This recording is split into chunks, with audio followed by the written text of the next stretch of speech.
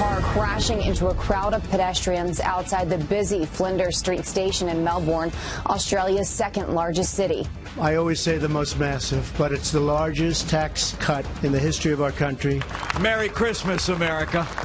I wanted to do something for her that would be really memorable.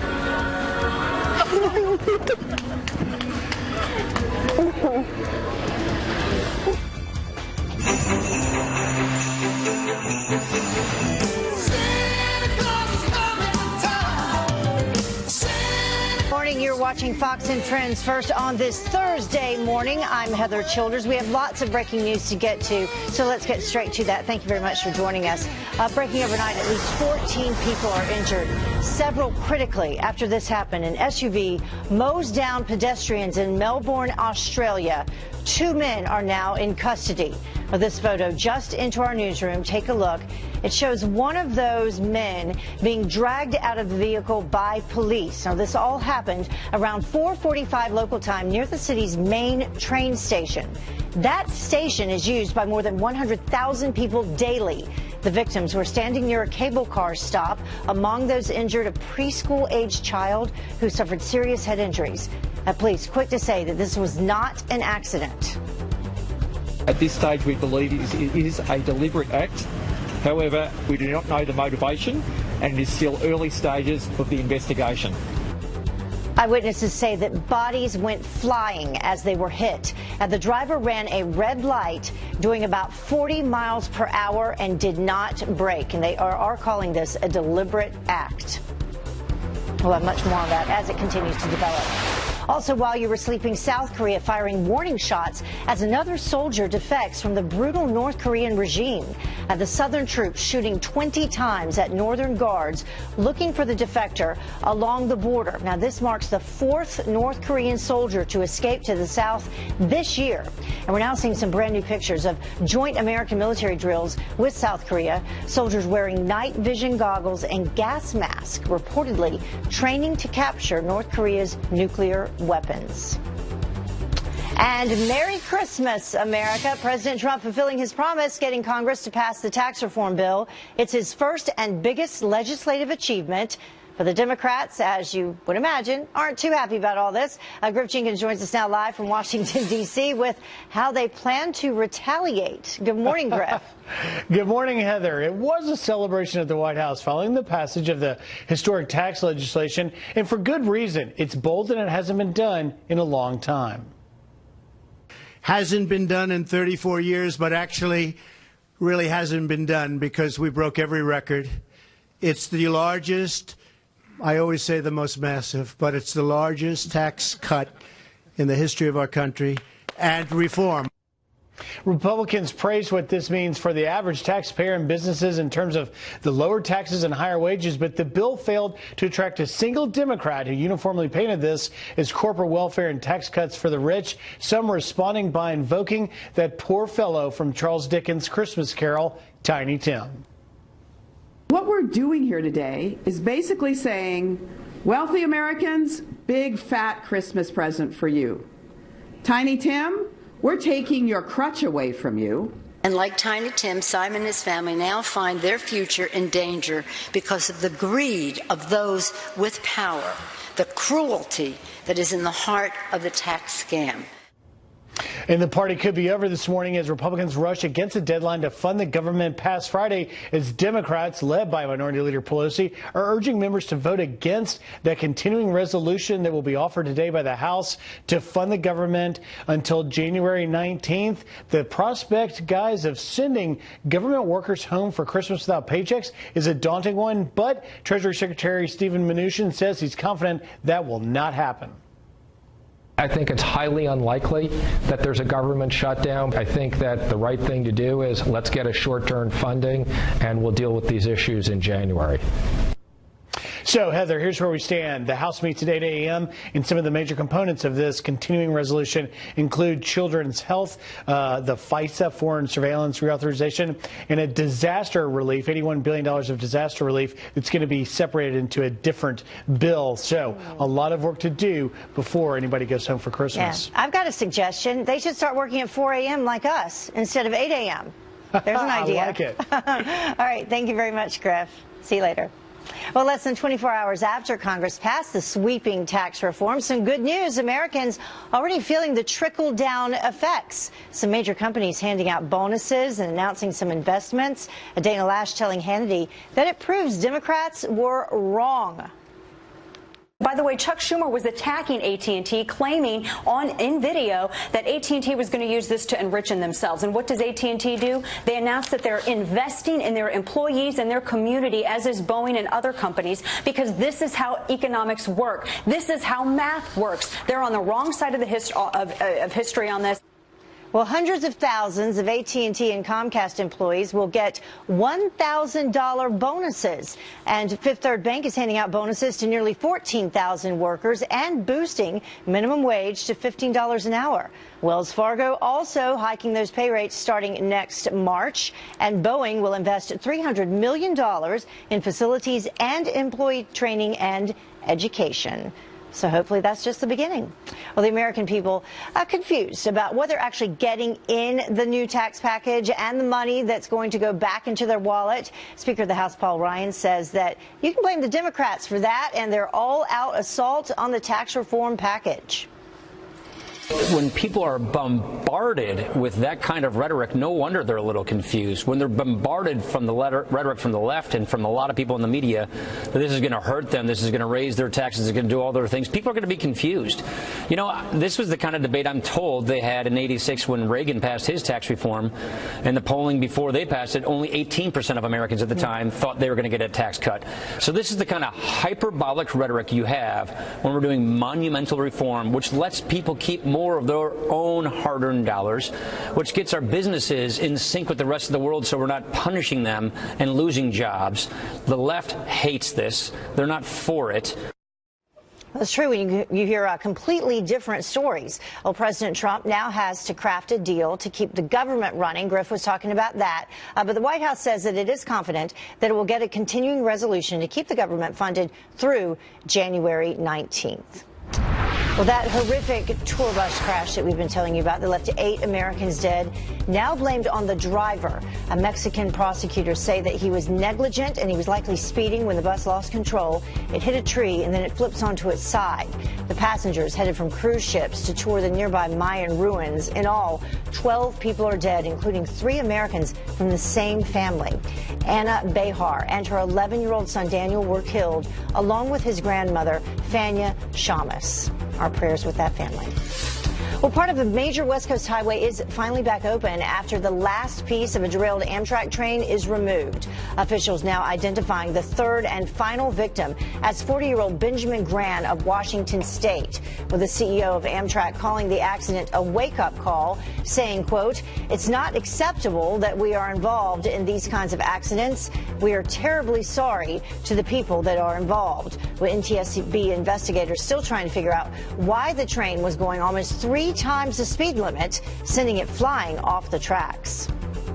And FBI Director Andrew McCabe's testimony on Capitol Hill raising more questions than answers. We keep hearing that. Congressional investigators exclusively telling Fox News his nearly 8-hour grilling conflicted with previous witnesses. And McCabe saying that he couldn't remember when he learned the Democrats funded the anti-Trump dossier, even though there are signed documents proving that he knew about it. Well, this now prompting the House Intelligence Committee to issue new subpoenas for next week on Justice Department and FBI personnel.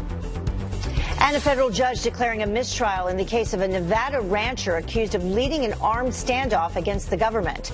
The judge blaming prosecutors for withholding key evidence from defense lawyers. Well, Clive Bundy and his 2 sons are accused of enlisting gunmen to intimidate federal agents after he refused to pay grazing fees. He's still in custody, but his family hopes that they can work on terms for his release. He will face a new trial early next year. And the latest twist in a Virginia House race, Democrat Shelley Simons losing her 1-vote lead against Republican David Yancey as a 3-judge panel determines the race as a tie following a ballot in question where a voter filled the bubbles next to both candidates. Well, the Board of Elections will now likely pick a winner at random, possibly using a bowl for the draw. That's interesting. Well, if Yancey wins, Republicans will hold control of the House by 1 seat. So some back and forth going on there. And a picture-perfect homecoming just in time for Christmas. We always love seeing this. Army wife Mariah Clark carried a cardboard cutout of her husband, Terrence, around a Christmas lights tour, keeping him there in spirit while he was deployed in Afghanistan. But Terrence had a Christmas miracle up his sleeve. Photobombing his wife coming home a month early. The best Christmas present ever. It's incredible. Yeah, it's ridiculous. One of the best feelings in the world. Well, Terrence was gone for 6 months, and they only got to speak one time during his whole deployment. One time out of 6 months. Can you imagine that? Glad he's home. Well, the time now is about 11 minutes after the top of the hour. And who is really responsible for the opioid epidemics? Cities now suing big drug companies. They think they have a case. What do you think? We'll tell you. And Dave Chappelle trading comedy for class warfare. You are poor. He's fighting for me. So shouldn't he just stick to his day job? This has been a year of extraordinary accomplishment for the Trump administration. This is a big day for America. This is America's comeback. Well, the president's tax victory isn't his only win this year. What's on deck for 2018? We'll talk about it.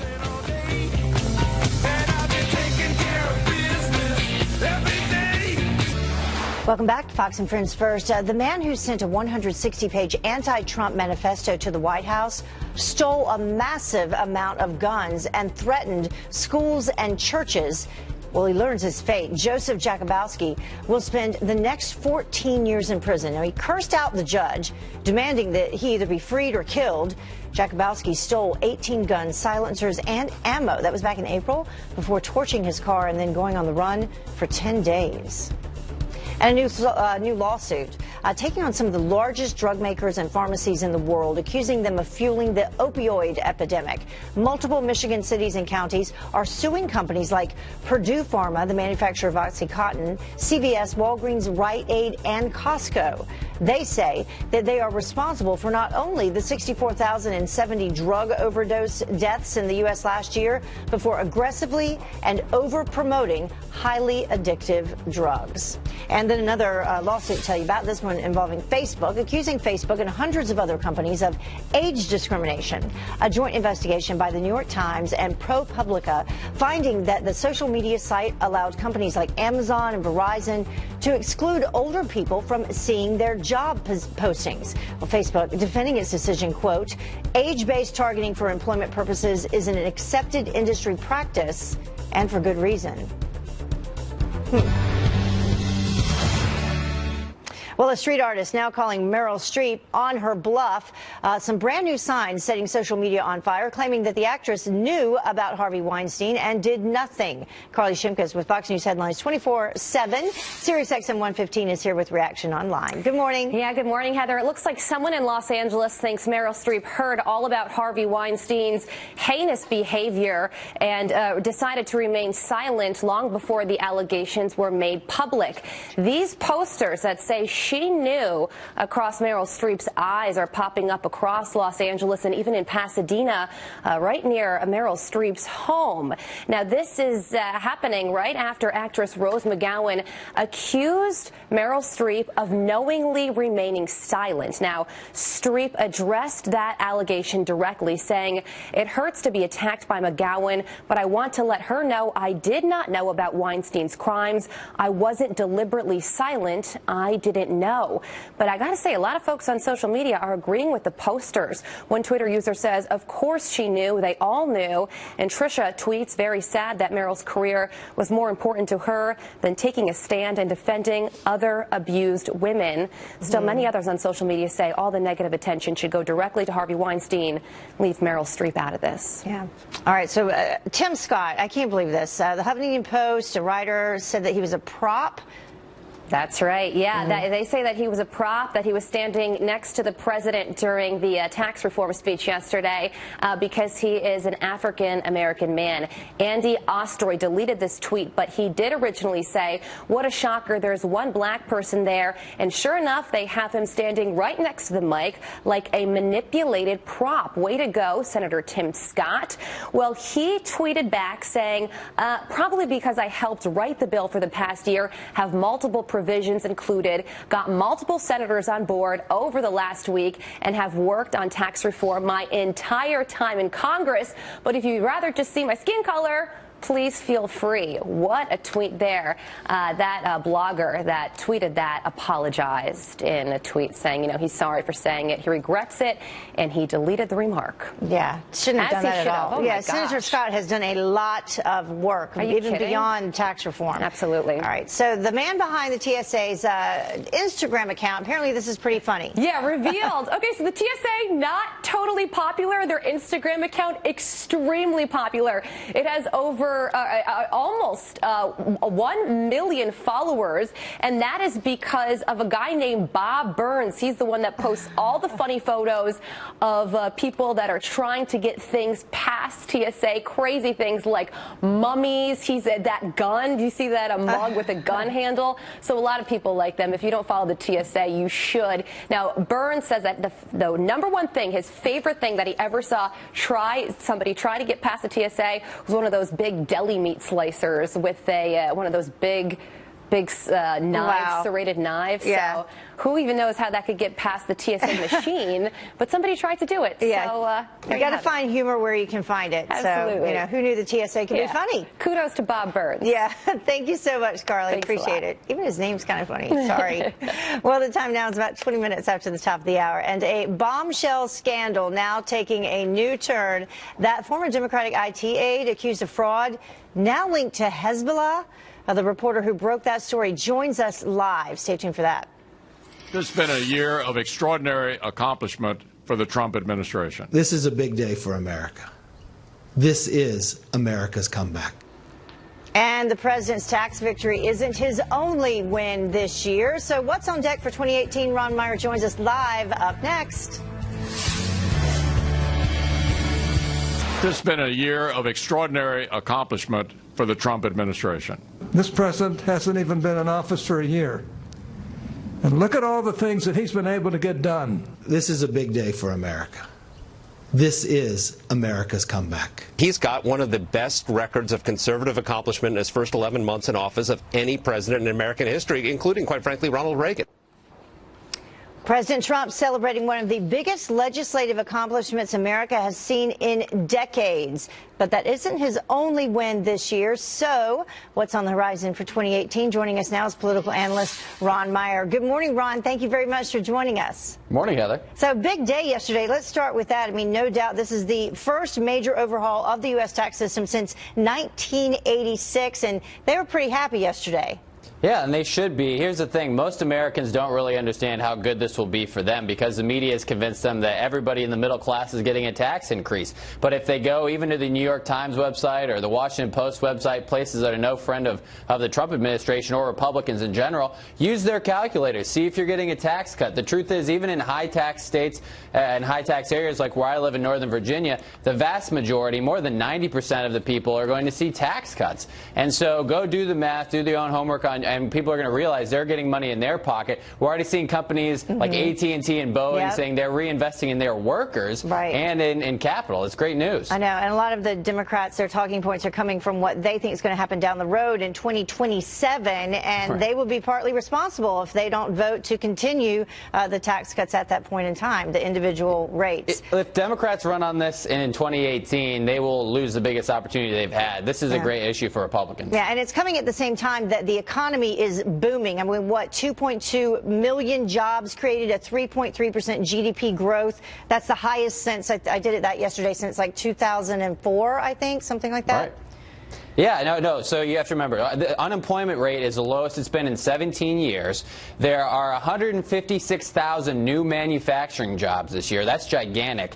There's $6 trillion of new value in the economy. The Dow Jones Industrial Average is up more than 5,000 points. So we're seeing an economic boom in this first year. If Americans ask themselves, are they better off than they were 1 year ago? The answer is unequivocally yes in almost all circumstances, whether you're in rural America, the Rust Belt, you're into the suburbs, you're downtown. We're seeing a rejuvenation in the American economy. Yeah, and it's not just the economy. In terms of foreign policy, a story that just isn't getting the coverage that it deserves is crushing ISIS overseas as well.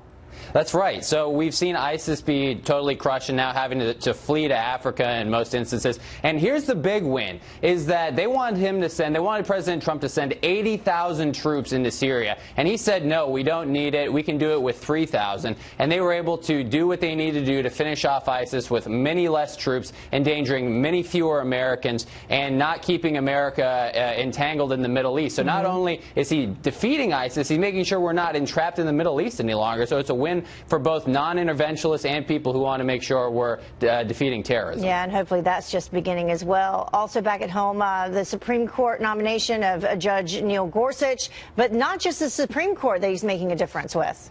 That's right, yeah. He's gotten a number of circuit court judges done, more circuit court judges than any president in their first year in American history. And so he's definitely getting his agenda done. And certainly, you know, Senator McConnell, who's taken a lot of flack over the years for not being a great communicator and for not always being the most conservative person, has definitely been a big help there. Yeah, and bringing a lot of people home, Americans who have been detained overseas, even though one of their parents wasn't too grateful for that. Yeah, that's right. Yeah, LeVar Ball wasn't too happy, but he did bring those UCLA players home. He's brought in CIA officials back. He's brought in a number of Americans back. And that story just hasn't been told, that he's actually been a good negotiator getting people back home, and that our State Department and Rex Tillerson, who some people think that Tillerson and Trump don't get along, but they have been able to work together incredibly on getting people back from overseas who have been imprisoned and detained in places that aren't particularly friendly to us. Can you imagine if the mainstream media was actually talking about all of these positive things? What a difference everything would be right now? It's amazing. I mean, the approval ratings would be a lot different too. I mean, this is the thing. And this is the impact that the media does have, and also, by the way, I think that drama does have. If you take out some of the tweets that cause drama, if you take out the Roy Moore election, and you just make your messaging about these victories, I think we see a total change in the popularity of this administration and the Republican Party. Well, it's a great way to end the year, talking about all the positive things. Ron Meyer, thank you so much for joining us this morning. Thank you, Heather. See you later. And we will be right back. Stay with us. Welcome back to Fox and Friends. First, 4:32 in the morning here on the East Coast. President Trump's campaign promise to pass sweeping tax reform, now a reality. But Democrats are still putting up a fight, trying to anyway. Griff Jenkins joins us now live from Washington, D.C. with how they plan to retaliate. Good morning, Griff. Good morning, Heather. Well, the retaliation is going to come after the party, and it was certainly a party at the White House yesterday as President Trump praised what is bold tax reform legislation that hasn't been done in a very long time. Take a listen. Hasn't been done in 34 years, but actually really hasn't been done because we broke every record. It's the largest, I always say the most massive, but it's the largest tax cut in the history of our country, and reform.